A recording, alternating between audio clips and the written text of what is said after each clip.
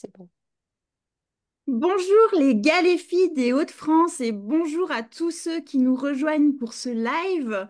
Bonjour aussi à ceux qui nous rejoindront pour le replay. Ce midi, je suis avec Françoise. Bonjour Françoise. Bonjour Elise. Et ensemble, nous accueillons Maryse Tellier, infirmière, tabacologue, formatrice et membre de l'association Hauts-de-France Addiction. Bonjour Maryse. Bonjour Elise et bonjour à tous. Donc, pendant ce live, nous avons 1 heure pour faire le point sur le mois sans tabac et surtout écouter tous les bons conseils pour le reste de l'année, le mois sans tabac et après. Françoise, je te laisse la parole. Bonjour Maryse. Alors, on a plein de questions pour vous. Euh, Allez-y. on est le 27 novembre. Le mois sans tabac se termine, hein. On est dans les derniers jours de cet événement qui, depuis 2016, nous aide aussi à arrêter de fumer. Alors, à chaque fois que ce mois sans tabac se termine, tous les gens qui ont fait cet effort de diminuer ou d'arrêter de fumer pendant le mois de novembre se sentent un petit peu orphelins. On se dit, mais comment on va faire? Alors, ma première question, Maryse, très simplement, est-ce qu'un mois, ça suffit pour apprendre à arrêter de fumer ou pour apprendre à arrêter de fumer, il faut plus de temps?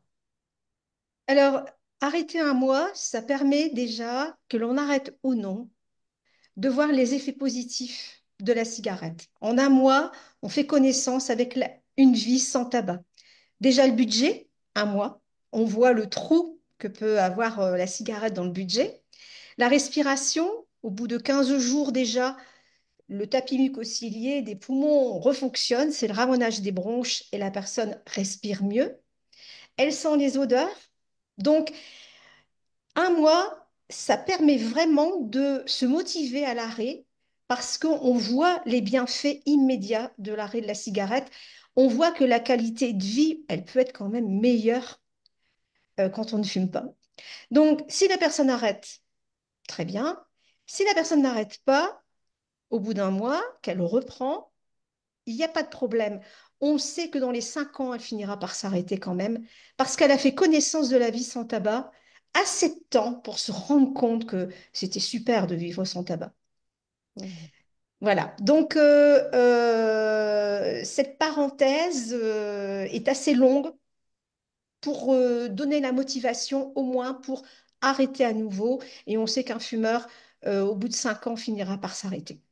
Mhm. Du moins celui qui s'est arrêté pendant un mois. D'accord. Donc, un mois, c'est déjà une période suffisamment longue pour poser des bases de la défume. Pour devenir ex-fumeur, pour être complètement débarrassé, pour faire ce chemin de sevrage, combien de temps il faut en tout, à peu près, hein? Alors, euh, vous avez dit le terme ex-fumeur, c'est tout à fait vrai, on ne redevient jamais non-fumeur. Mm. On gardera au niveau de notre cerveau un petit coin sensible à la nicotine, et si un jour on reprend une cigarette, ça va enflammer toute la dépendance et on va replonger dedans. Donc ça, il faut savoir que ça, c'est à vie. Donc, plus du tout de cigarette à vie, sinon on a tendance à replonger dans la dépendance.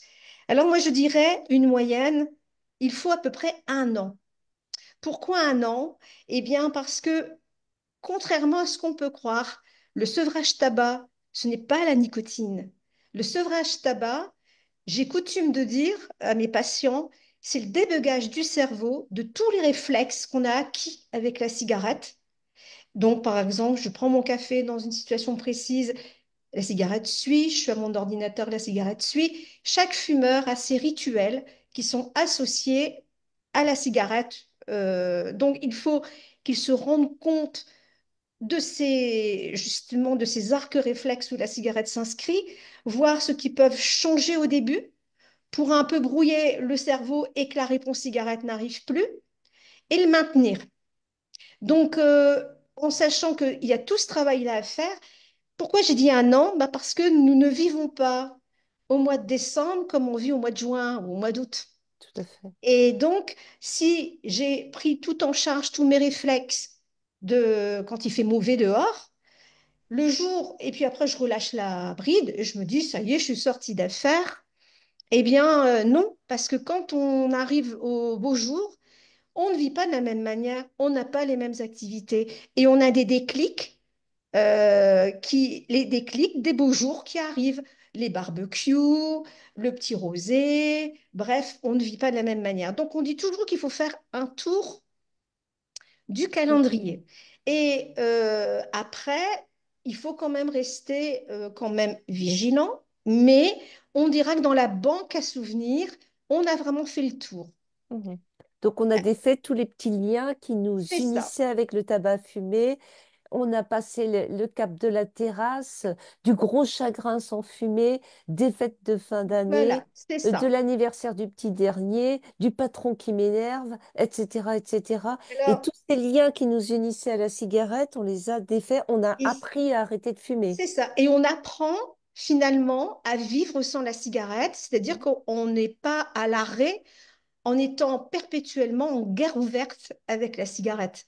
Il y en a qui Mhm, s'arrêtent tout seuls, mais n'ont pas fait ce travail-là et ils y pensent tout le temps.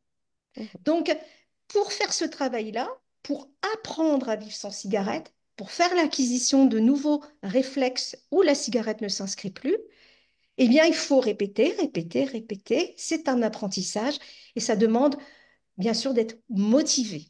Alors, la mhm, motivation, eh ben, le mois sans tabac apporte ça.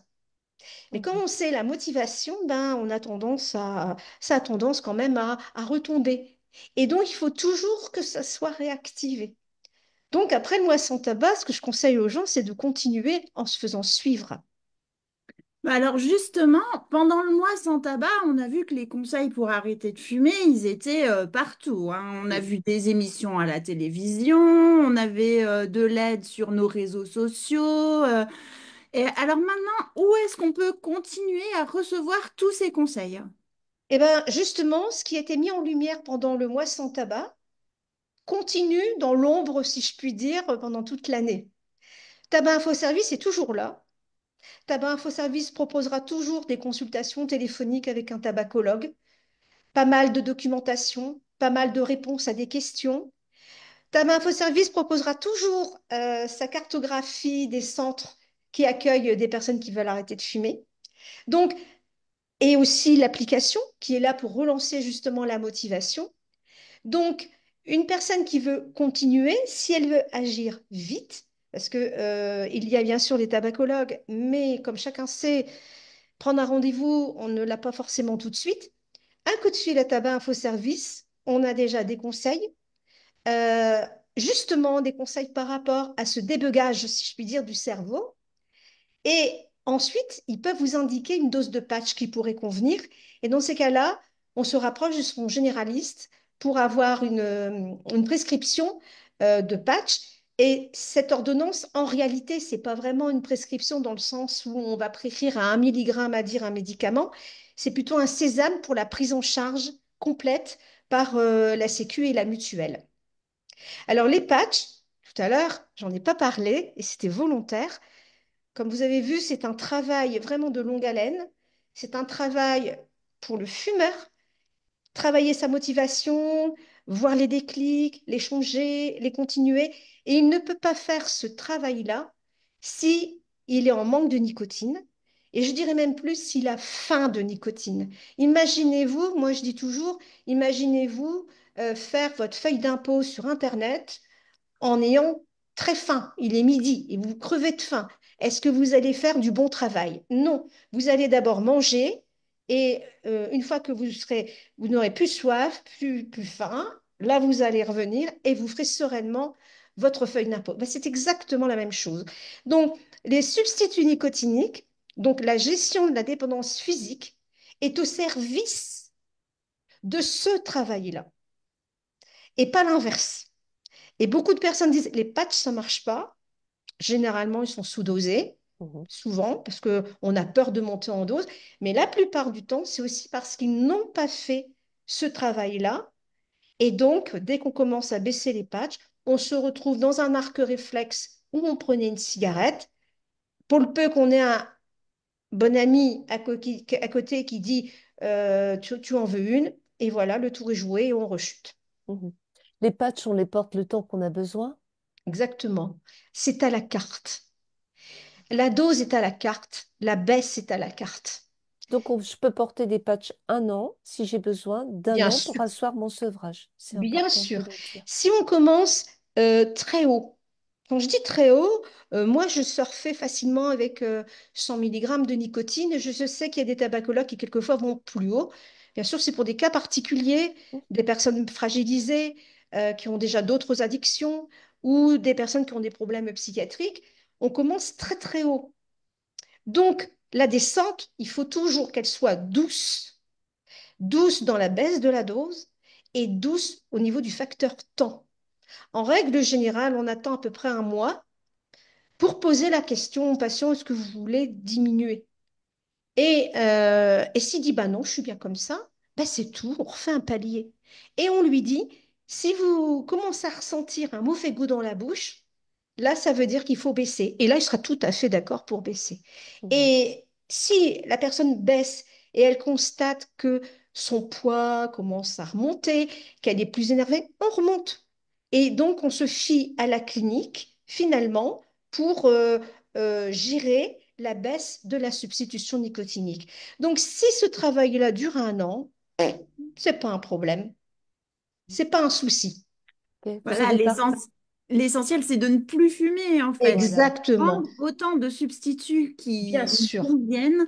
Et voilà, c'est comme ça que petit à petit, on va réussir. Est-ce que vous conseillez d'allier les substituts entre eux? Oui, parce qu'ils ont des diffusions différentes, des cinétiques différentes. Le patch, allez, quand on le pose, on va dire on est entre 45 minutes et 1 heure pour qu'il commence à bien diffuser. Donc, quelquefois, quand on a un craving, on prend un substitut, mais pas, on va pas prendre un demi-patch en plus. Ce sera trop long pour arriver, donc on va prendre un substitut oral. Donc, c'est vraiment, vraiment conseillé d'associer les deux. Le substitut oral, c'est pareil. Alors, c'est pas à prescrire autant de comprimés à sucer. Non, c'est à la demande. Et la personne, finalement, va s'auto-titrer finement dans son besoin en nicotine. Au bout d'un moment, si elle en prend trop, bon, c'est pas bon, elle va recracher. Et donc, il y a des substituts oraux qui c'est entre 10 et 20 minutes pour passer dans le sang.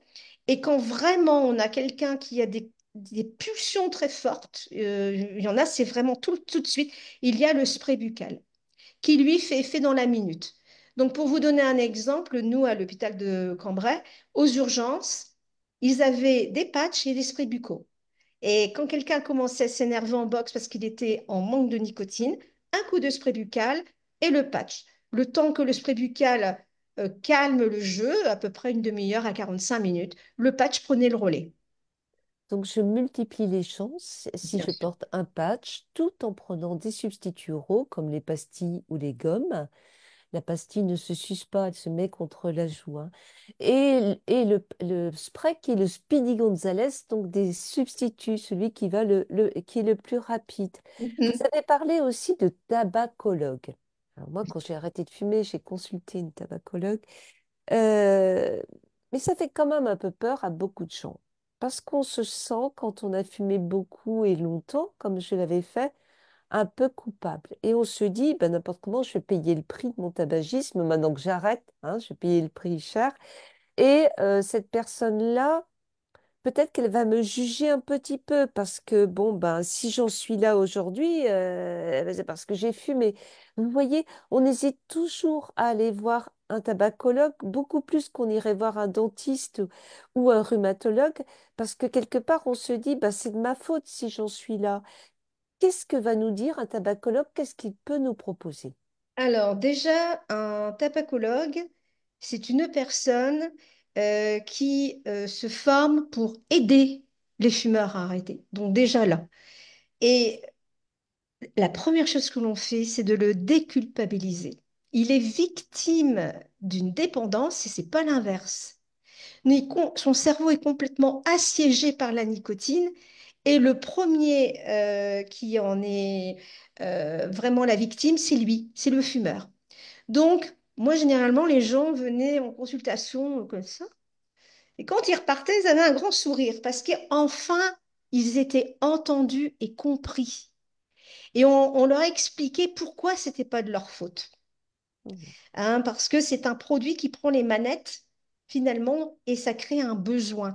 Au même titre que, donc, on leur disait, moi prenais vraiment cette comparaison, quand on dit à un fumeur, demain, il faut arrêter de fumer, dans le cerveau, c'est comme si on lui dit, demain, il faut arrêter de manger. Oui, ou de Et donc, respirer. ou de respirer.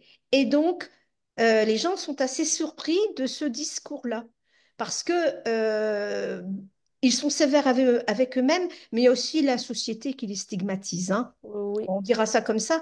Donc là, la première chose, les déculpabiliser. Et au contraire, moi, je les valorise en disant, c'est bien, vous avez poussé la porte. Mhm. Vous avez demandé de l'aide et ça c'est super parce que c'est pas simple. Comme vous dites, souvent les consultations de tabaco, c'est dans les hôpitaux Ouais.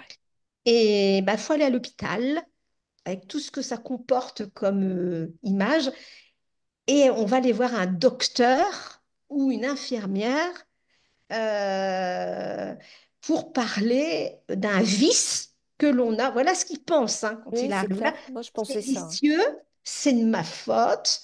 Et ils arrivent là.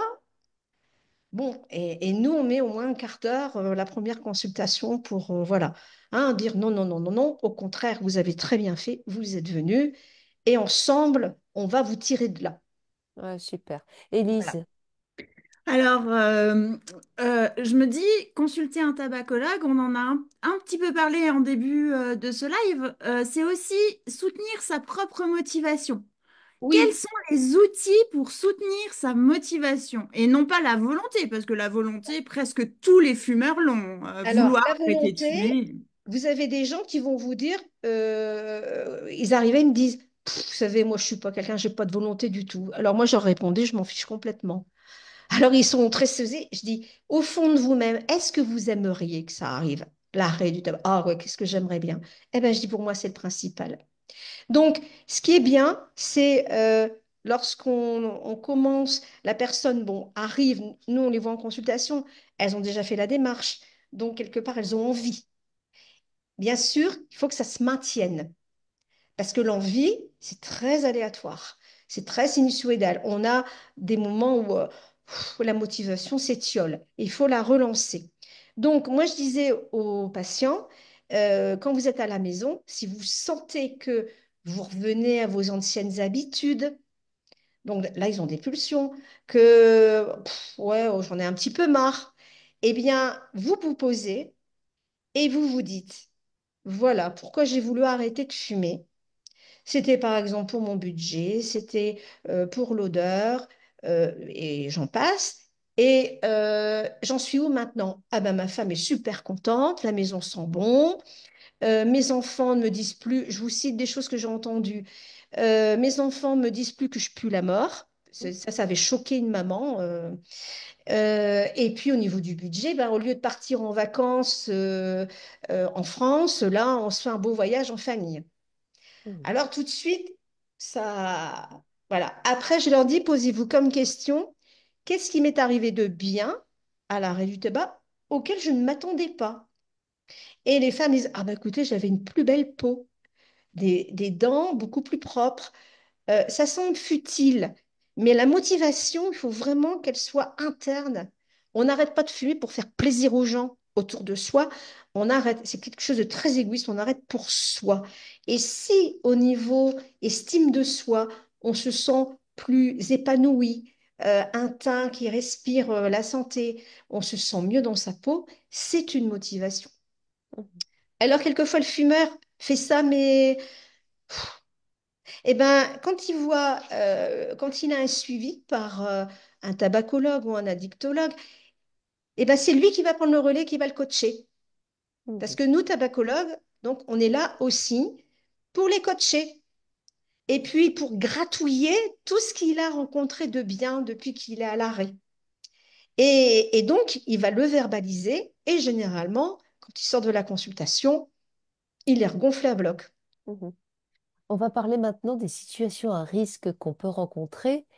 On connaît des personnes qui arrêtent pendant le mois sans tabac, qui sont très contents d'avoir passé le mois sans fumer et qui, ben, avec les fêtes qui arrivent, avec les pots de fin d'année, etc., s'autorise, entre guillemets, une clope de temps en temps. Ah oui, mais je fume plus beaucoup, hein. Moi, c'est une clope le samedi, allez, deux maxi. Bon, l'autre soir, j'ai fumé un peu plus, mais bon, la semaine, je fume plus, hein. Est-ce que c'est dangereux et comment je peux faire pour éviter ça? Alors, si on a été fumeur un jour de 15-20 cigarettes, on sera fumeur toujours. Donc, c'est ou l'arrêt total ou fumer. Il n'y a pas d'entre-deux. Un fumeur qui a pris, et ils sont que 5%, qui peuvent fumer 2, 3 cigarettes. C'est souvent aussi les fumeurs de cigares qui sont comme ça, une fois de temps en temps. Ils le sont à vie. C'est le Je veux dire, fantasme de tous les fumeurs, ça, hein. et ils aimeraient bien être comme ça. Mais alors, par rapport à l'alcool, on est plus à être comme ça, à prendre un ou deux verres une fois de temps en temps et passer des semaines et des semaines sans boire un verre d'alcool. Mais pour le tabac, on n'en a pas beaucoup. Et les fumeurs qui étaient accrochés, vraiment, eux, leur fantasme, c'est ça. Ben non. Il faut être clair, c'est non.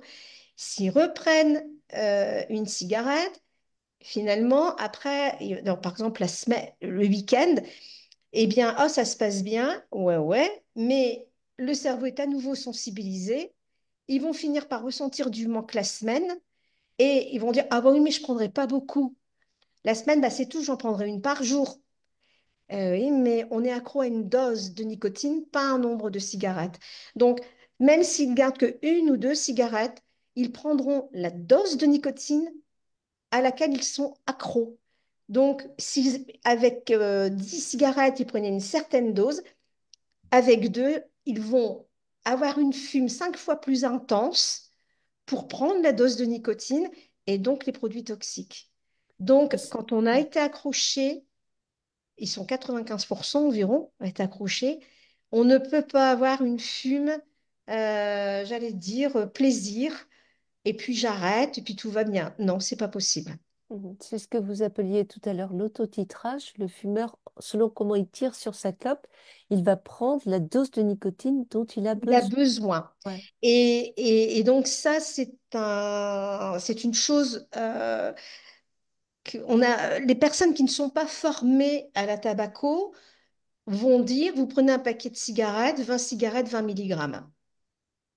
Donc, bah, on peut, si on n'a pas d'autres outils devant soi pour aller plus loin, si vraiment on n'a rien, oui, on commence, mais après, à la clinique, on évalue et on doit augmenter les doses. Et moi, j'ai déjà vu un clochard qui fumait dans la rue des mégots et il s'est retrouvé avec 40 milligrammes de nicotine tellement il tirait dessus. Et c'est pas difficile au niveau pulmonaire. Les surfaces d'échange, on peut les augmenter, j'allais dire, très facilement. Et on peut même garder la fumée en soi quelques secondes de plus pour qu'il y ait plus d'échanges. Et tout ça, c'est inconscient. C'est-à-dire que le fumeur, c'est pas du tout de son fait. C'est le cerveau le plus primitif qui soit qui se trouve vraiment au centre, qui gère ça. Donc, les fumeurs sont frustrés, ils disent, ah oui, mais je tire pas beaucoup dessus. Moi, je dis non, vous n'en savez rien. Vous n'êtes pas maître à bord par rapport à ça. Alors, j'ai une autre question. Pendant ce mois sans tabac, on a des copains-copines qui ont arrêté sans substitution. Et puis, enfin là, parfois, ils ont des gros, gros cravings. Et est-ce qu'il est toujours temps de changer de stratégie et comment est-ce qu'on peut faire? Alors, le craving, alors, donc, ils se sont arrêtés pendant un mois. Déjà, chapeau, ils ont arrêté à l'énergie. Après, il faut voir s'ils ont pris du poids, parce que c'est le risque à prendre. La nourriture est un formidable substitut nicotinique. Le problème de la nourriture, c'est que ça se met sur les hanches, hein, ça fait grossir.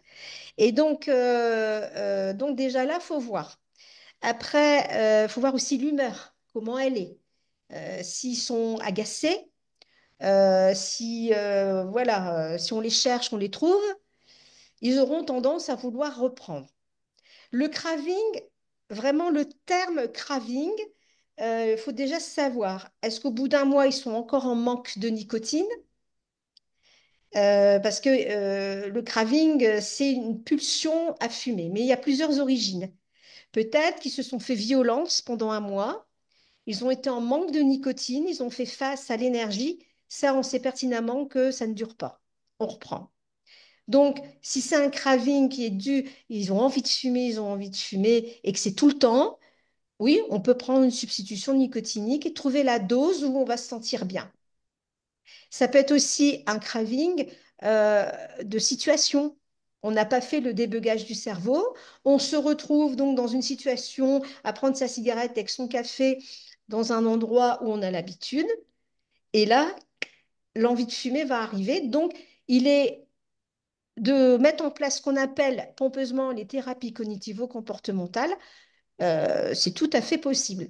Donc, oui, moi j'ai déjà eu des fumeurs qui venaient, ça faisait 3 semaines qu'ils avaient arrêté de fumer, 3 semaines, un mois, et ils sont venus parce qu'ils sentaient qu'ils allaient reprendre. Et donc, tout est possible, y compris prendre des substituts nicotiniques. De toute façon, on n'a rien à craindre. Si la personne n'en a pas besoin, on va le savoir tout de suite, hein. Une demi-heure après, mauvais goût dans la bouche, c'est tout. Il n'y Mhm. a aucun risque avec la substitution nicotinique parce que, comme, comme souvent je dis, un fumeur ne se met jamais en surdosage. Alors les gens réfléchissent, ils disent bah ouais. J'ai dit oui, parce que quand ils prennent une cigarette en trop, ah bon, c'est celle de trop de fin de soirée, c'est bon. Et bien le patch, si on monte, et bien au bout d'un moment, il va sentir le mauvais goût. Instinctivement, le fumeur, il connaît bien ce goût-là. Il va vous dire, je suis trop dosé en patch. Et on va mettre juste en dessous.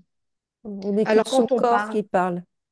voilà. Alors, quand on parle de diarrhée, de nausées, de vomissements, voire tachycardie, c'est loin derrière. Mais le petit signe qui est évocateur, c'est ça. Et une fois Mhm. que le patient a bien compris que c'était le goût de la cigarette de trop de fin de soirée, bah, tant qu'il ne le ressent pas, on peut monter. Ouais, et puis n'importe comment on le sent, hein, c'est quelque Tout à chose de fait. naturel. On a fumé, Ah on oui, sait ce oui, que oui, c'est. oui. Et C'est on dit, vraiment, oh là là, ah, il est trop fort mon patch là maintenant, hein. Et on le oui, sait voilà, le on le dire, sent on le très bien, c'est un verbalise. goût qu'on connaît bien. Par Ouais. contre, le sous-dosage est beaucoup plus insidieux. Oh oui.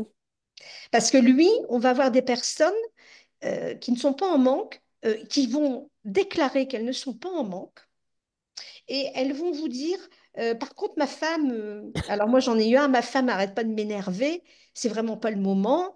Et puis, il y a le poids qui augmente. Mais eux, ils disent, tout va bien, moi je ne fume pas, je suis bien. Bah oui, mais l'humeur, ça ne va pas et le poids augmente. Mais eux, ils disent, je suis à l'arrêt, mais ils sont en manque quand même, mais ils ne le verbalisent pas. Ouais. Je En m'engueule fait, le avec tout le manque, monde, je dors mal, je, Ah oui, j'ai oui, faim oui. tout le temps, etc. Ah, Le quand on manque, en c'est manque de traître. nicotine, bah, comme je dis aux fumeurs, imaginez-vous aller vous coucher sans manger. Bah, vous n'allez pas bien dormir, vous allez vous réveiller tenaillé par la faim. C'est pas, bah, c'est pareil. ça c'est quelque chose à savoir qui est essentiel. Le manque, ce n'est pas que l'envie de cigarette. C'est ça. Le manque, le manque, bien sûr, le cas d'école, c'est j'ai envie de fumer tout le temps. Ça, c'est le manque.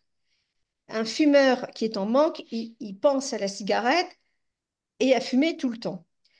Un fumeur qui vous dit tout va bien, mais il y a des petits moments où j'ai dit là, c'est les réflexes qui n'ont pas été gérés. Mais un fumeur qui, par exemple, est patché, mais il est sous-dosé. Là, il ne va pas vous dire qu'il pense à la cigarette tout le temps, il va même vous dire ça va. Ce qu'il faut observer, c'est pas ce qu'il dit, mais plutôt ce qui se passe. Si l'humeur est désagréable, il va vous dire que tout le monde l'embête, que c'est pas le moment, qu'ils exagèrent. Donc, en réalité, c'est lui qui est pas bien. Et puis la balance, le poids. Donc, quelqu'un peut être très très bien. S'il a pris du poids, ça veut dire qu'on doit augmenter la dose. Alors, quelquefois, ils sont surpris. Mais le but n'est pas qu'ils prennent 20 kilos en un sevrage. Alors justement, au sujet du poids, je me rends compte que j'en ai pris beaucoup là dans ce mois sans tabac. Est-ce que je vais être en mauvaise santé et est-ce que c'est mieux finalement de fumer ou de d'avoir pris ce poids-là? Non, non.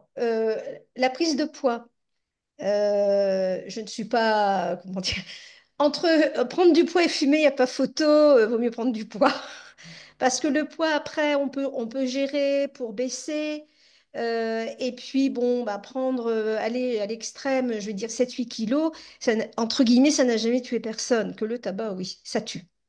Ça tue 75 000 personnes par an. Donc, mais donc il ne faut pas se dire ah, je veux arrêter parce que je gère mon poids. Et en plus, le tabac, alors ça, je tiens à le dire, ça fait grossir. Et ça, les gens ne se l'imaginent pas.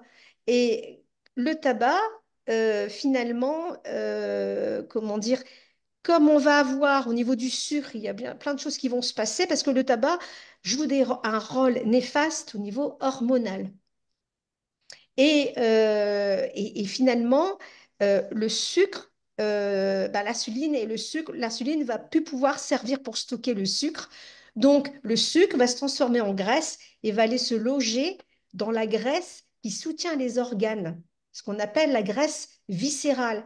Et cette graisse-là, normalement, il ne faut pas qu'elle grossisse. Et donc, on se retrouve, parce que ça donne de l'inflammation et ça donne des problèmes de santé. Et en plus, on attrape de la brioche, ce qui n'est pas le but recherché. Donc, le tabac, ça donne du poids, ça donne, attendons-nous, ça donne du volume au niveau du ventre et un volume dangereux au bout du bout.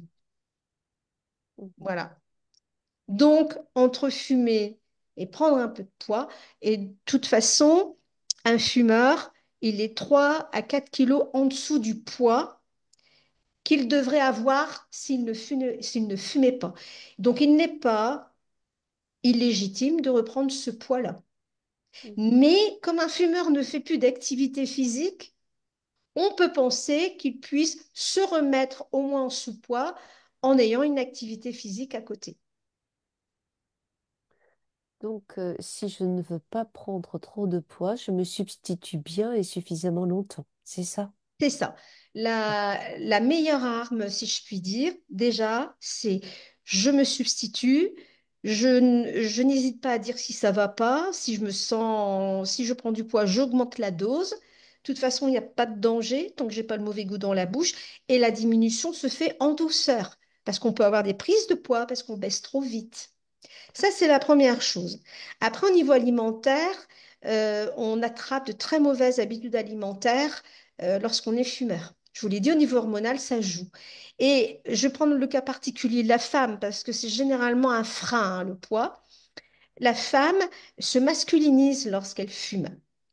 Et donc, il va y avoir beaucoup plus d'androgènes et elle va avoir un statut un peu plus masculin. Et donc, elle va avoir normalement, au niveau anthropologique, un homme, c'est fait pour avoir du muscle pour aller chasser. Et une femme, malheureusement, c'est fait pour stocker parce qu'elle doit porter les enfants. Et donc, là, la femme qui fume va développer du muscle et elle va être attirée par des protéines et des protéines grasses pour avoir du goût. Donc, elle va manger des choses comme des entrecôtes plutôt qu'un steak grillé. Elle prendra une entrecôte avec une sauce au poivre pour le goût. Et donc, l'hygiène alimentaire, déjà là, voilà, un gros problème. Et les fruits et légumes, souvent, elle oublie parce qu'ils n'ont plus de goût, tout simplement. Donc, déjà, dire rétropédaler, là, vous allez retrouver le goût des protéines, style poisson, style hamster, mais aussi le goût des fruits et des légumes. Et si on ne les pointe pas, bah, l'habitude va continuer, ils vont continuer à se nourrir d'une manière pas tellement équilibrée, et ça peut augmenter la prise de poids. Donc, je retrouve le goût. Donc, Mhm. je vais avoir envie de plus cuisiner et Il faut, et des aliments que je ne cuisinais pas avant. tout à Donc, fait. je vais me donner du plaisir autrement en mangeant. Je retrouve une meilleure respiration. Donc, je vais pouvoir peut-être marcher tout C'est simplement un ça, peu plus. activité physique. Alors, je dis activité physique, je dis pas sportif, c'est pas que le sport, mais un fumeur, on ignore au niveau cardiaque s'il n'y a pas eu des dégâts. Donc, on préconise sortir, faire un peu de marche nordique, aller se promener.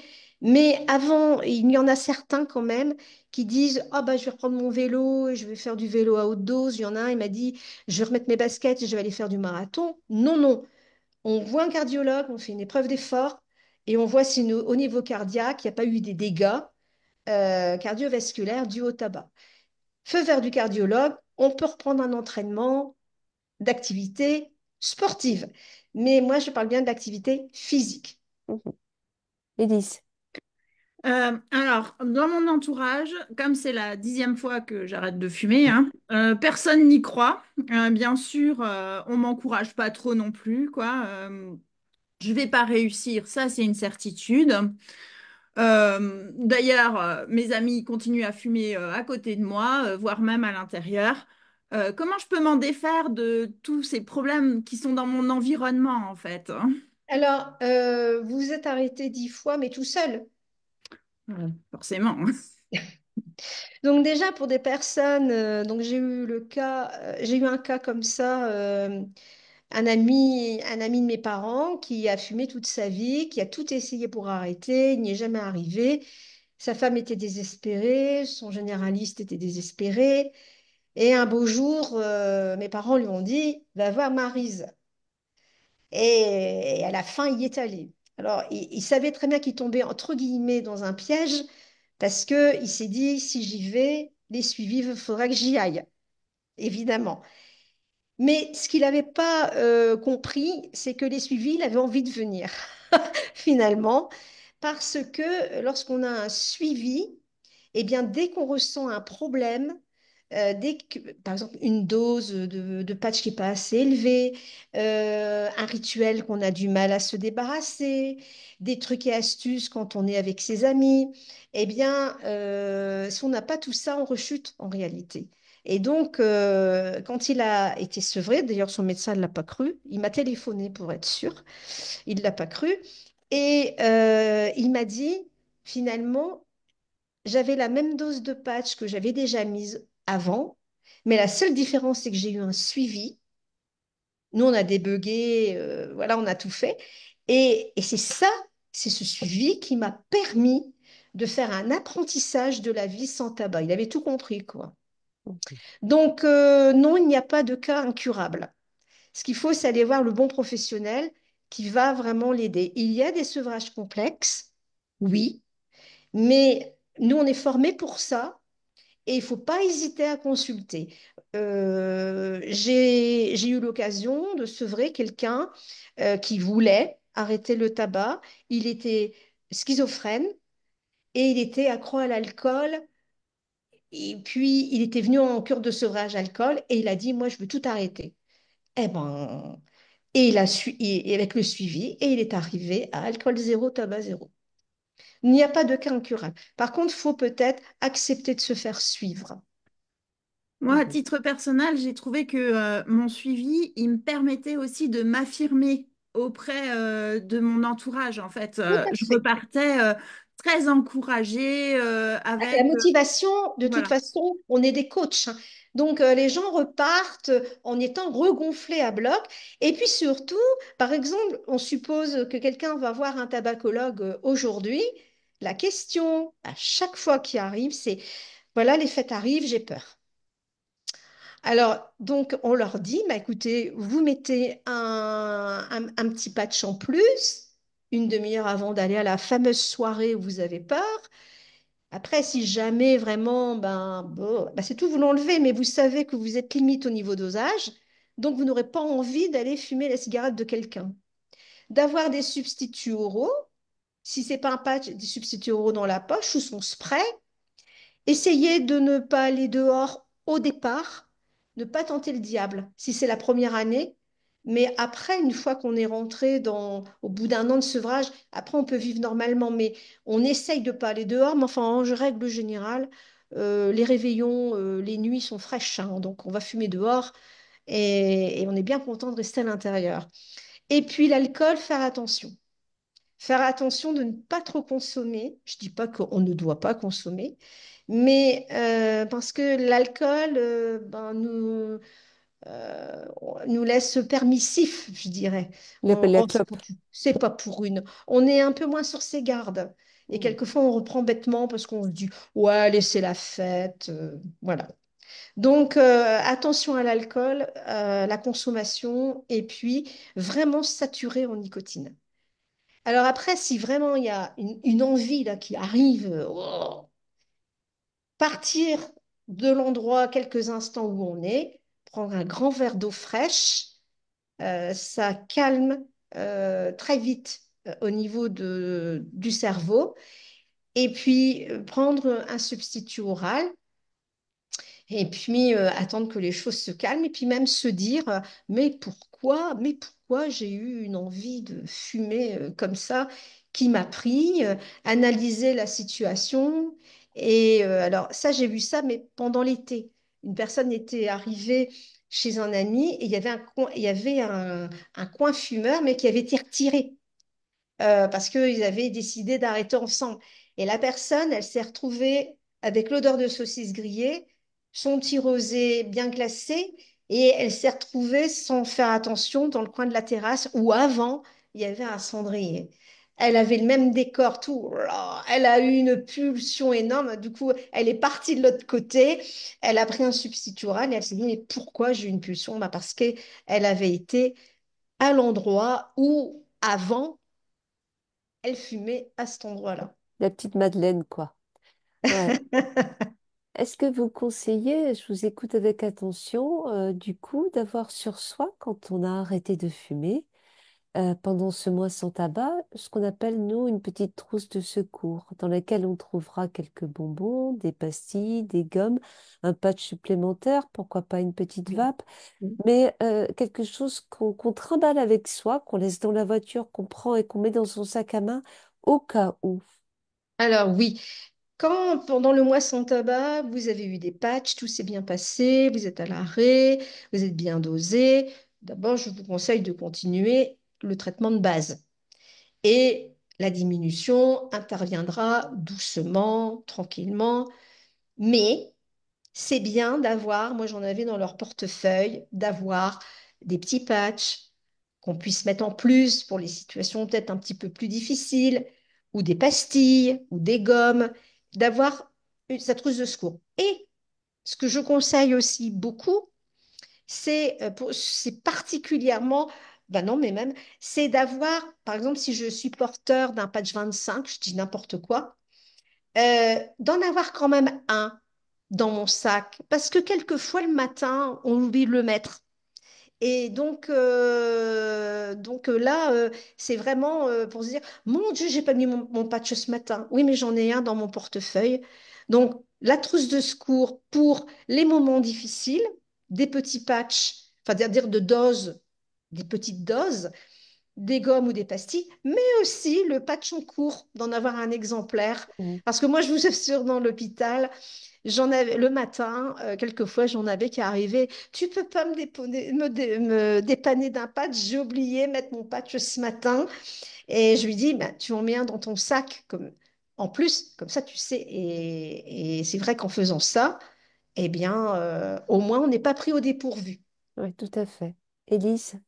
Alors, une dernière situation un peu à risque. Là, on arrive au mois de décembre au travail, c'est le stress, hein. Enfin, il faut boucler l'année. Avant, j'avais la cigarette et maintenant, je fais comment? Pour le stress, Oui, pour le stress, eh bien, déjà, bien expliquer aux personnes que la cigarette, c'est stressant. Et les gens vont vous regarder très surpris. Mais oui, ils le disent bien. Les étudiants connaissent bien ça. Je vais passer un examen, je dois travailler la nuit, cigarette, café, cigarette, ça me maintient éveillé. La cigarette, elle donne des pics d'adrénaline. L'adrénaline, les gens, ils connaissent, hein. Ce mot-là, ils connaissent. Et aussi du cortisol. Et donc, ça stresse la cigarette en réalité. Donc, les gens fument parce qu'ils ont une situation stressante. C'est un automatisme, c'est un réflexe aussi. Mais ce qu'ils ne savent pas, c'est que ça ne calme en rien le stress et qu'ils vont être stressés encore plus. Alors, mais ils sont de bonne foi, nos fumeurs. Ils disent que, bah oui, mais ça me détend quand même. Bah oui, mais ça détend les muscles, pas le cerveau. Donc, ils ont un sentiment de relaxation musculaire, mais là, ça stresse. Donc, généralement, un fumeur, lorsqu'il arrête, il va se sentir très fatigué. Moi, une fois, j'ai eu un monsieur qui m'a téléphoné en me disant, depuis que j'ai mis le patch, je suis très fatigué. Ça doit être le patch hein, qui me fait ça. Je dis non, c'est l'arrêt du tabac. Adieu les pics d'adrénaline, adieu les pics de cortisol, adieu les pics de dopamine. Tout ça, ce sont des dopants, hein. Et donc, l'organisme est fatigué. Donc après, ils vont mieux dormir, ils vont voilà, se remettre et après, ils vont vraiment être en forme, mais réellement là pour le coup.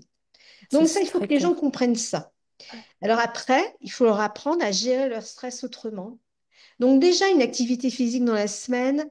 Donc là, c'est peut-être globalement un projet de vie à avoir.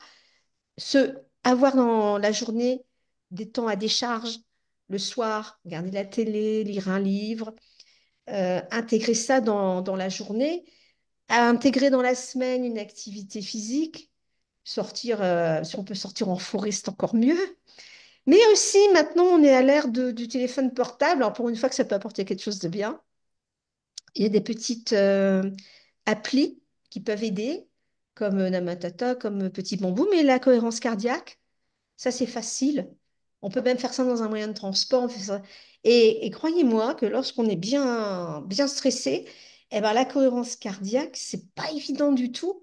On se force donc à respirer lentement et fatalement, le cœur va baisser va être moins tachycarde, quoi. Et donc, tabac, ça ne gère pas le stress. Oh, non, pas du tout, ça l'aggrave. Ça, c'est vraiment ce qu'il faut retenir.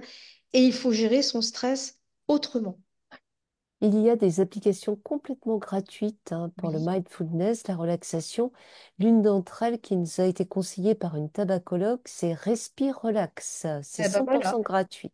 il y en a plein. Oui, Et c'est bien, on l'a tout le temps sur soi. bien Donc, sûr. on se prend le chaud avec une collègue. Bah, plutôt que d'aller fumer, on va à la salle de pause, hein, on respire un bon coup, et puis avec le portable, clac, clac, clac, clac. Ça dure pas longtemps, le temps d'une cigarette. Mais au moins là, ça va vraiment faire baisser le stress. Mhm. J'ai une question autour de cette histoire de fatigue que nous avons tous Hmm. ressentie à l'arrêt du tabac et ce gros coup de mou là, on a l'impression d'être épuisé. Hmm. Euh, Est-ce que des compléments alimentaires comme la vitamine C, le magnésium ou les oméga 3 peuvent aider selon vous? Moi, je dirais, bon, déjà, c'est pas à la portée de toutes les bourses, Mhm, déjà. Donc, moi, je dirais d'avoir une alimentation bien équilibrée. C'est déjà, et une hygiène de sommeil aussi, faire attention aux écrans, par exemple, hein, parce que souvent ça va ensemble, hein. Tabac, on prend son tabac avec son portable, c'est déjà amplement suffisant. La vitamine C, bah, autant la prendre dans les fruits. Il semblerait qu'elle soit beaucoup plus efficace que celle qu'on achète en pharmacie. Alors le magnésium, moi je crois que c'est plutôt l'hygiène de vie à adopter. Moi, je trouve que l'argent que l'on va mettre dans des compléments alimentaires, autant le mettre dans la qualité de la nourriture qu'on va cuisiner chez soi, dans des fruits, plutôt que de les mettre dans des compléments alimentaires qui sont assez chers mhm, et dont la vitamine C, j'ai entendu il n'y a pas si longtemps que ça, que la vitamine C vendue en pharmacie est beaucoup moins efficace qu'une orange, par exemple. mhm. Et c'est pas la D'accord, peine en plus d'en prendre trop, parce que de toute façon, c'est éliminé.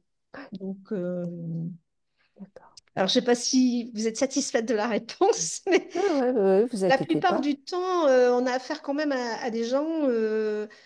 On est dans les Hauts-de-France, voilà, il y a beaucoup de pauvreté, de précarité, et c'est là où on trouve une bonne partie de nos fumeurs.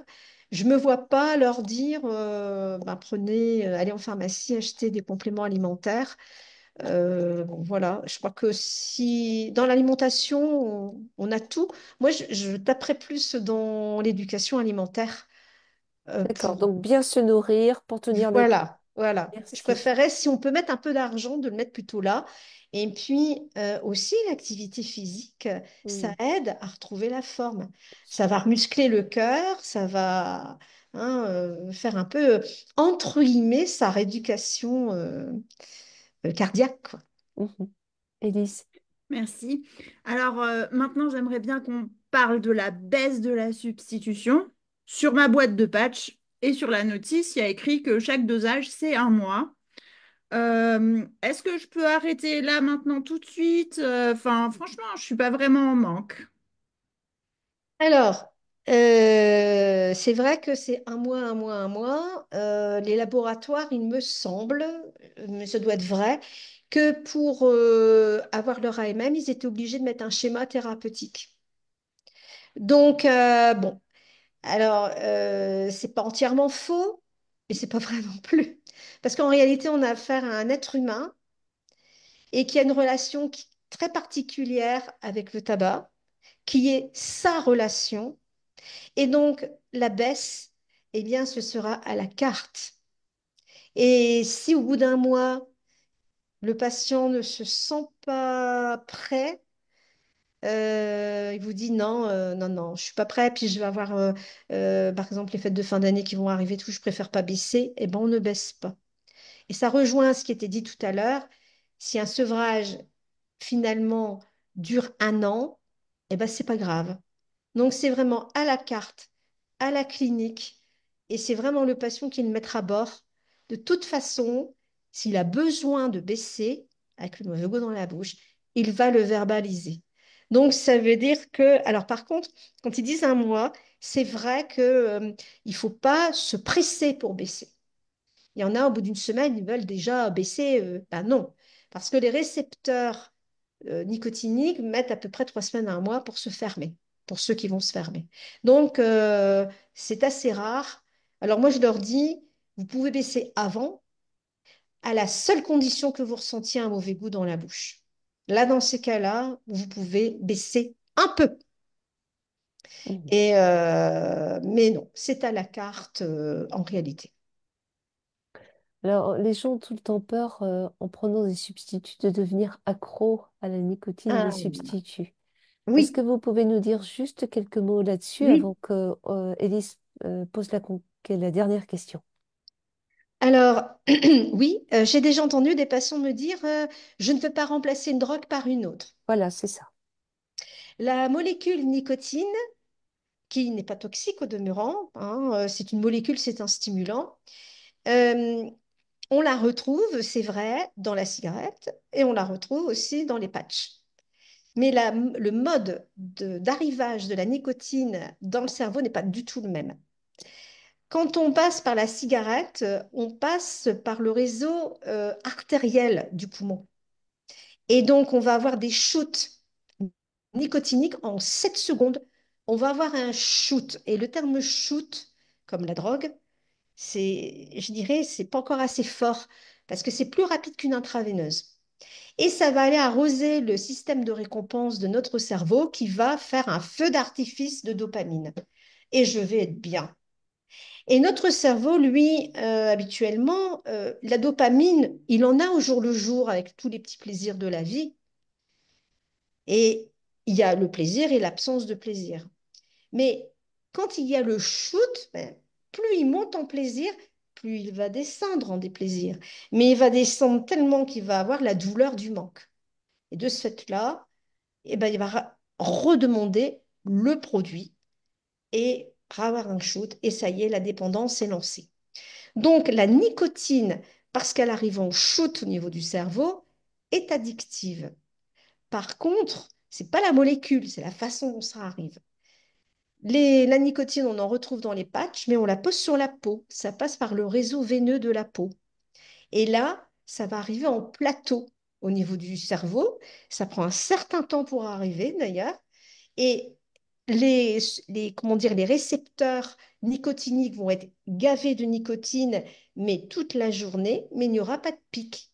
Comme il n'y a pas de pic, il n'y a pas de dopamine. Comme il n'y a pas de dopamine, le cerveau ne va pas descendre dans le manque et on va se retrouver avec une absence de dépendance. Donc, les substituts nicotiniques ne rendent pas dépendants.